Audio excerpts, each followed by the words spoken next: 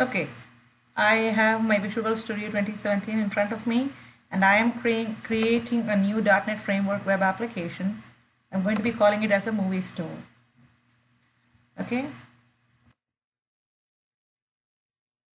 I want to choose MVC and I want to choose add unit tests here.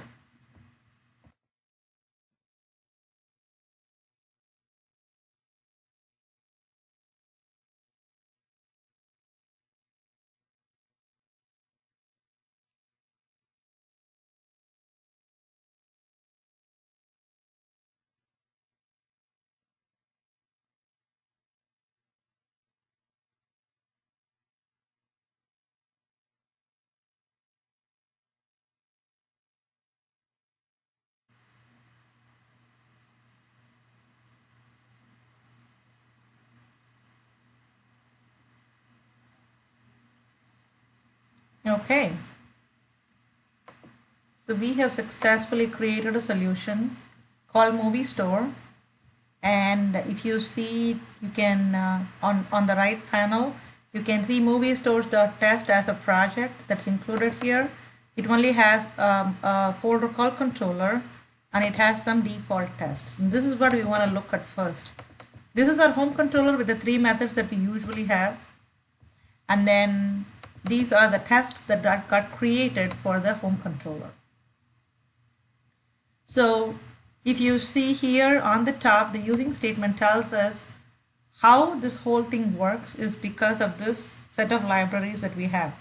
Microsoft Visual Studio Test Tools Unit Testing. This is what has all the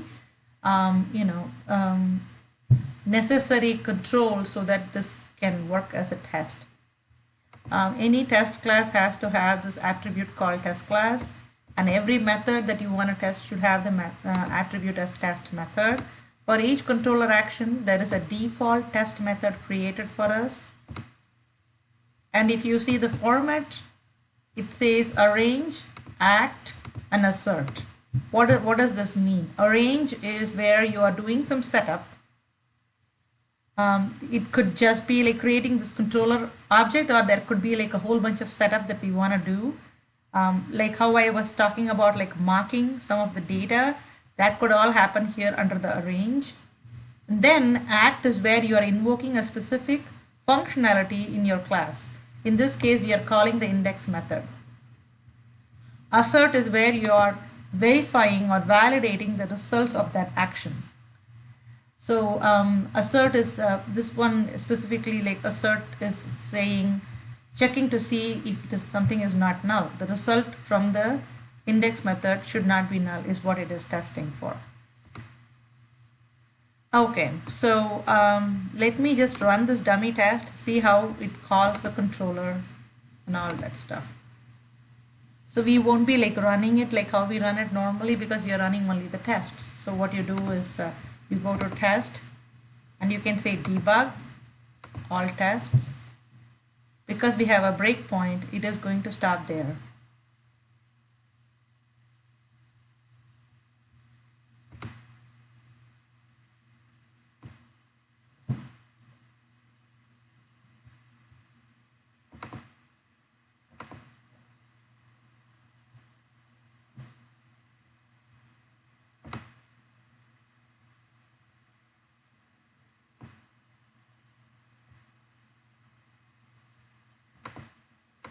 There you go. Okay, so a controller object has been created, and then it is going to call this index method. So you can step in.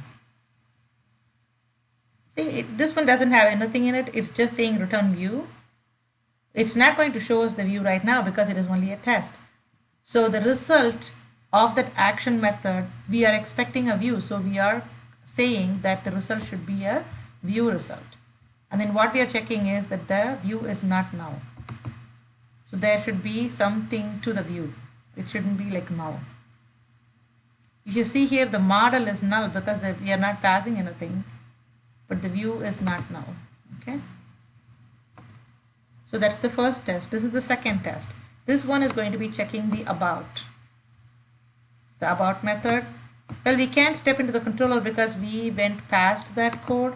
all we can see is what is in this result.viewback.message. Let's go to the controller, place a breakpoint here, and maybe come back again because we want to actually see.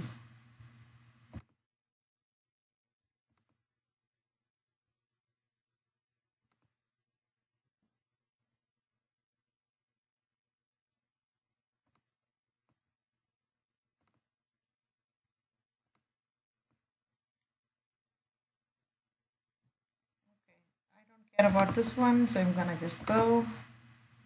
Okay, so now we are calling the about method of the controller. See, these are default tests that are already existing when you like create a new solution. Okay, if you see this about method, action method, the viewback.message is being set to some data, and then the view is returned. So we are capturing the return value, which is going to be the result.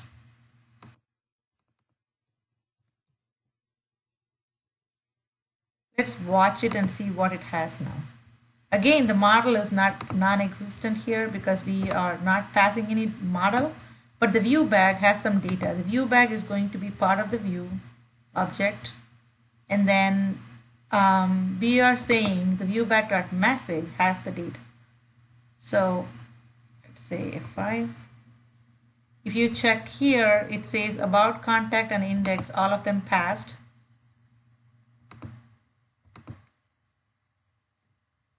Okay, so if there is an error, it would like show this as red, and it will like throw an error here. Like we can like take an error right now. Just all we have to do is just change some data here. It's gonna throw an error.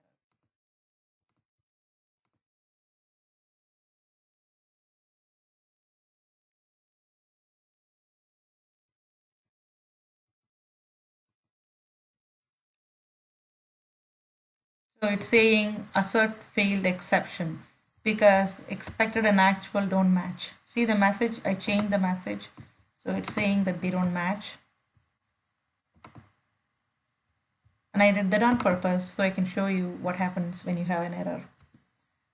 Okay, so let's put it back how it was.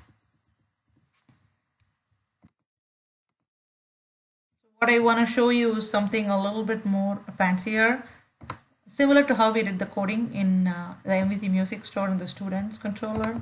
So what I'm going to do is I'm going to be adding a new model.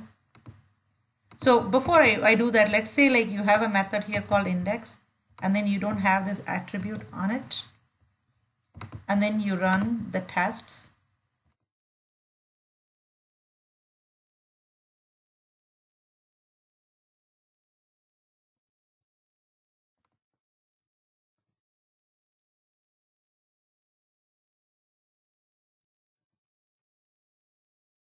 See, it is only like running about and contact. It is not running the index method because it does not know that is a method it should be running. And the reason being that I like remove the attribute on top of its head here, like the test method attribute. So that is really important. So something to remember, especially when you create new methods, that it has to be there. Okay. There's not a lot in these methods. If you see, they are just like really simple. What I want to do is I want to create a model. I want to create a class called the movie class.